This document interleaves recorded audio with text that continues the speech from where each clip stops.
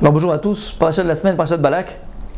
Donc comme vous savez, la parachat de Balak, il est question de ces deux personnages-là, Balak et Bilam. Balak va prendre et louer les services de Bilam pour aller maudire le peuple juif. Et donc lorsque Bilam va prendre son ânesse pour aller rejoindre Balak, à un moment donné, la Torah nous dit que l'ânesse va prendre peur. Pourquoi ? Parce qu'Hachem va envoyer un malach, va envoyer un ange, et l'ange avec un glaive dans les mains, et l'ânesse elle va avoir peur de ce malach. Alors la Torah nous dit, elle va aller à droite, elle va aller à gauche, elle va cogner les jambes de Bilam, et elle va s'asseoir même dessus, jusqu'à que Bilam va la frapper. Et à ce moment-là, Dieu il va ouvrir la bouche de l'ânesse. Regardez ce qu'il y a écrit dans la Torah. Vaïftar Hashem et Pi'atan. Dieu il va ouvrir la bouche de l'ânesse. Va tomer les Bilam, merci Tilecha. Qu'est-ce que je t'ai fait? Que tu me frappes 3 fois. Parce que lorsqu'elle va se cogner 3 fois, une fois à droite, une fois à gauche et une fois sur ses jambes de Bilam, Bilam va la frapper 3 fois. Et là, Hachem va ouvrir sa bouche et elle va dire: mais qu'est-ce que je t'ai fait pour que tu me tapes 3 fois? Tu vois pas qu'il y a un ange devant avec un glaive? Je peux pas avancer. Mais regardez ce que la Torah nous dit. Qui t'a mis shalosh regalim? Pourquoi tu m'as frappé shalosh regalim, qui veut dire 3 fois, mais en réalité, pourquoi il n'y a pas écrit dans la Torah shalosh pe'amim? En hébreu, shalosh pe'amim, c'est 3 fois. Là, il y a écrit Zé shalosh regalim. À quoi ça vient faire une notion de quoi? Et Rachid nous dit shalosh regalim. Rachid nous dit comme ça, hein? Remazlo, la Ness, elle vient donner en allusion à Bilam et lui dit Atam evakesh leakor uma ekroger le shalosh regalim bashana. Et lui dit: toi, tu veux aller maudire un peuple qui fête les 3 fêtes dans l'année, parce que Shalosh Regalim, ce sont les 3 fêtes de l'année qui sont Sukkot, Pesach et Shavuot, qu'on appelle Shalosh Regalim, parce qu'ils viennent 3 fois dans l'année. Donc il dit, Rachid, c'est pour ça qu'il n'y a pas écrit Shalosh Pe'amim, parce qu'en allusion, la Ness, elle vient chez Balak, elle lui dit, chez Bilam, elle lui dit: toi, tu veux aller maudire un peuple qui fête les 3 fêtes, tu peux rien faire contre eux, parce que eux, ils ont une protection. C'est quoi la protection du Ham Israël? C'est les Shalosh Regalim. Et la question, elle se pose: quel rapport avec les Shalosh Regalim et la protection que c'est? Pourquoi est-ce que les Shalosh Regalim c'est une protection pour les Bnei Israël? En quoi et pourquoi? Pour comprendre ça, il y a plus loin dans la paracha, hein, c'est que lorsque Bilham va essayer de maudire le peuple juif, Dieu va transformer sa parole toujours en bénédiction. Et lorsque Bilham va voir qu'il ne peut pas maudire le peuple juif, regarde ce qui est écrit dans les versets. C'est Perek Kavdalet Pasuk Aleph. Vayar Bilham kitov ben Hashem varet Israël.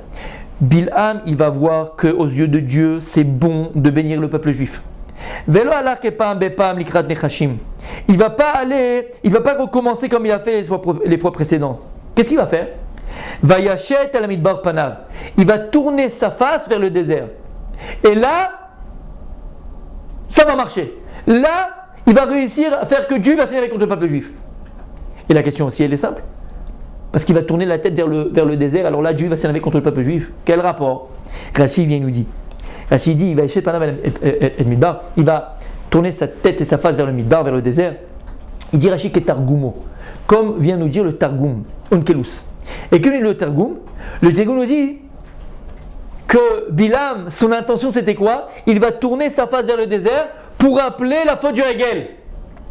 Et là il s'est dit: Bilam, j'ai pas réussi à maudire le peuple juif, mais là j'ai une solution. La solution pour que Dieu il rentre en courroux contre son peuple, c'est que, je vais rappeler la plus grave faute qu'ils ont fait. Ou dans le désert. Et c'est quoi? C'est le veau d'or. C'est le Hegel. Donc là, on a une nouvelle donnée. Bilham, qui n'a pas réussi à maudire le peuple juif, va essayer de maudire le peuple juif et que Dieu, en vérité, va s'énerver contre le peuple juif en rappelant la faute du Hegel. Pourquoi? Il y a écrit dans le verset, parce qu'il va tourner sa tête vers le désert, et le désert, c'est là où s'est passée la faute du veau d'or. Et en rappelant la faute du veau d'or, Dieu va se mettre en coup et il va anéantir le peuple juif. Shamatem, vous avez écouté? Magnifique.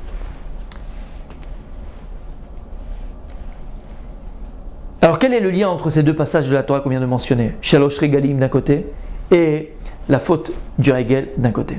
Écoutez bien les amis, c'est extraordinaire. Comment s'est passée la faute du Hegel? Comment les Bnei Israël sont arrivés à se tromper et ont fait le veau d'or? Disent les Chaim, écrit dans le verset: Vayar Ha'am ki boshesh Moshe laredet.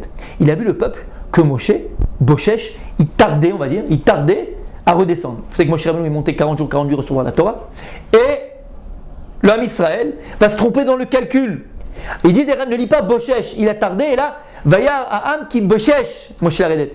Ils se sont trompés de 6 heures. Ils ont mal calculé le temps que Moshe leur avait dit, ils se sont trompés de 6 heures. Ça veut dire, écoutez bien, que la faute du Hegel, le veau d'or, il a duré 6 heures. Après ces 6 heures, Moshe il descend, il casse les tables de la loi, on connaît toute l'histoire. Mais en vérité, la faute du veau d'or, c'est une histoire de 6 heures simplement. Ils se sont trompés, Boshesh, 6 heures. Maintenant, il y a un klal dans la halakha. Le klal, il y a une vérité dans la halakha qui dit que, vous savez que si maintenant on a une marmite de kasher, et dans cette marmite, par inadvertance, il va tomber un morceau de taref, de pas kasher, par exemple un morceau de cochon. Si dans la marmite, il y a 60 fois plus que le morceau de taref, de pas kasher qui est rentré dans la marmite, alors la marmite elle est permise, on peut en manger. C'est un klal que tout le monde connaît qui s'appelle Batel Beshishim. C'est annulé par soit 1/60. Alors le 1/60, il est annulé par 60 fois plus que lui. C'est-à-dire qu'encore une fois, c'est dans une marmite qui est cachère, une kaila, pour les connaisseurs. Et dedans, il tombe un morceau de cochon. Et dans la marmite de cachère, il y a 60 fois plus que le morceau de cochon qui est tombé dedans. On peut en manger, c'est cachère, il n'y a aucun problème. C'est le principe qui s'appelle Batel Beshishim. Le pas cachère, le issou, l'interdit, il est annulé dans 60 fois plus que lui. Attends, entre parenthèses, c'est vrai pour tous les Issourim, sauf à Pessah. À Pessah, s'il y a un chametz, du chametz qui est rentré dans du kasher les Pessah, là, afilou b'machou. Même une petite miette, ça rend taref le plat, ça rend inapte le plat. Mais dans toutes les autres choses, ça s'appelle batel beshishim. C'est-à-dire que la chose, le issou, il est annulé dans 60 fois plus que lui. Vous êtes avec moi? Écoutez bien, c'est magnifique, ça veut dire qu'il est mort et même les vivants. Écoutez bien. Les Bnei Israël, ils se sont trompés de 6 heures dans la faute du Hegel. Il a fait meilleur. Maintenant, écoutez bien. On a dans l'année les 3 régalim, les charges régalim, les 3 fêtes, qui sont les 7 jours de Sukkot, les 7 jours de Pessah et le jour de Shavuot. En tout, dans l'année, on a 15 jours de charges régalim. Mais ces 15 jours de charges régalim correspondent dans l'année à combien d'heures? 15 fois 24 heures, puisque chaque jour c'est 24 heures. Ça fait 360 heures.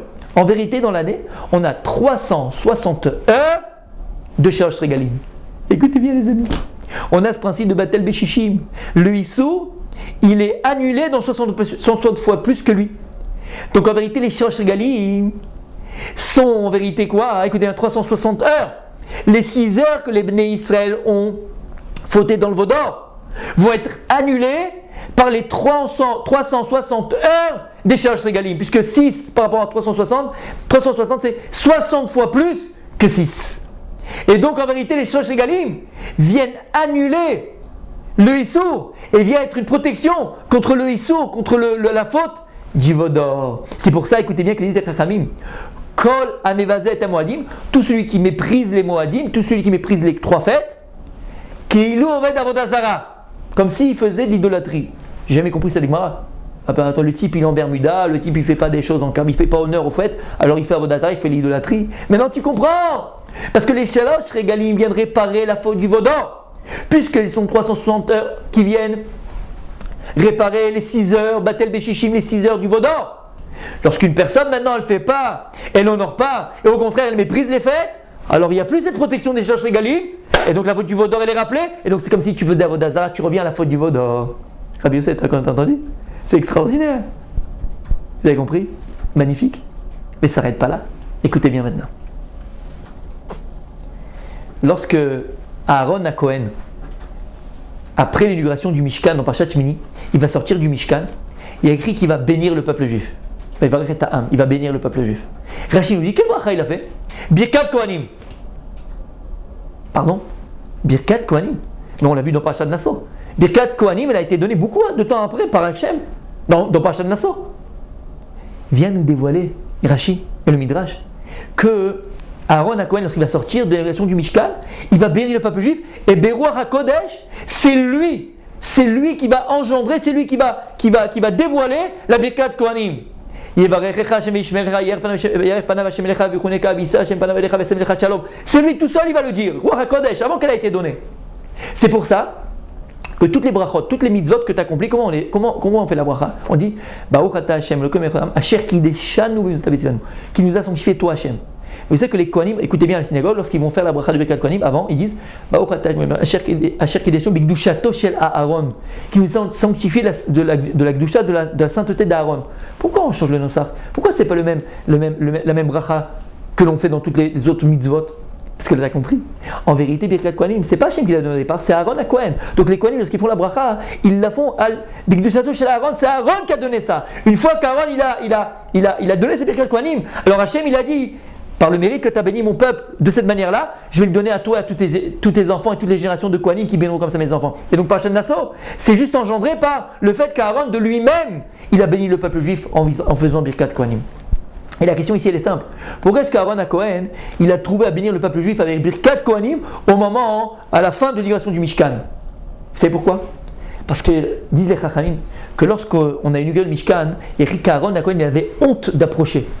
Il avait honte. Boshaya, il avait honte. Pourquoi? Il dit moi je vais venir ici et je vais amener les sacrifices à Dieu alors qu'à cause de moi le Vaudor il a eu lieu. C'est moi qui ai confectionné le Vaudor. C'est à cause de moi que le Béni Israël sont morts. C'est à cause de moi qu'il y a eu cette faute qui est très grave. Il avait honte. Il avait honte d'approcher. Il lui dit, moi, cher Rabbeinu, viens. Dieu lui a dit, non seulement tu vas t'approcher, en plus il y avait un korban. Korban à Egel ben Bakar. C'est quoi Egel? C'est le petit du veau. Pourquoi? Pour vous dire ici que Dieu, il te dit, j'ai pardonné sur la faute du Egel. Et dis, moi, cher Rabbeinu, l'écart nifrarta. Et c'est même pour ça que Dieu t'a choisi. Pour la faute du Egel, Dieu t'a choisi. Et là, tu comprends pas, comment c'est possible? C'est pour ça que Dieu l'a choisi. Écoutez bien. Lorsqu'Aaron à Kohen, il a vu qu'Akadosh Baruch Hu Be'emet, il avait pardonné à Ouam Israël et à lui-même la faute du Egel, alors il est sorti. Et par amour du peuple juif, parce que toute la Birkat Kohanim, c'est que de l'amour. Les Kohanim, ils vont bénir le peuple juif par amour. Alors là, il fait Birkat Kohanim. Et la question, elle est alors, quel rapport entre la faute du Egel et Birkat Kohanim? Écoutez bien les amis. On a dit au début du shiur que les Shalosh Regalim sont une protection contre la faute du Egel. Birkat Kohanim se compose de 3 brachot. Yevarechecha Hashem Yishmerecha, Yeher Hashem panav elecha v'chuneka, Yisa Hashem panav elecha v'semcha Hashem, 3 brachot. Disent les Chachamim, ces 3 brachot, elles sont keneged shalosh regalim. Quand tu comptes les mots de Birkat Kohanim que je viens de mentionner, il y a 15 mots. Les 15 mots, ils sont en parallèle des 15 jours des shalosh regalim qu'on a dans l'année, puisqu'on a 7 jours de Sukkot, on a dit 7 jours de Pessah et un jour de Shavuot, ça fait 15. Et lorsque tu comptes les lettres de Birkat Kohanim de premier mot jusqu'au dernier Birkat Kohanim, il y a 60 mots pour te montrer ici que quoi? Que la faute du Hagel elle est batel beshishim. Comment? Avec Birkat Kohanim. On a 2 choses extraordinaires. Birkat Kohanim contient en elle les shalosh regalim et la protection et le pouvoir, le potentiel d'annuler la faute du Hagel. C'est pour ça que Birkat Kohanim, c'est un moment extraordinaire à la synagogue où l'Am Israël a été pardonné la faute du Hagel, où Akadosh Baruch Hu donne toutes les brachot au peuple juif, toutes les brachot au peuple juif, au Am Israël. Voilà les amis, on a une idée de ce que c'est Birkat Kohanim, on a une idée de ce que c'est ici les Moadim et Shalosh Regalim. Les Shalosh Regalim, Birkat Kohanim, ils ont cette association, que les deux, ce sont une protection contre la faute du Hagel. Shabbat Shalom.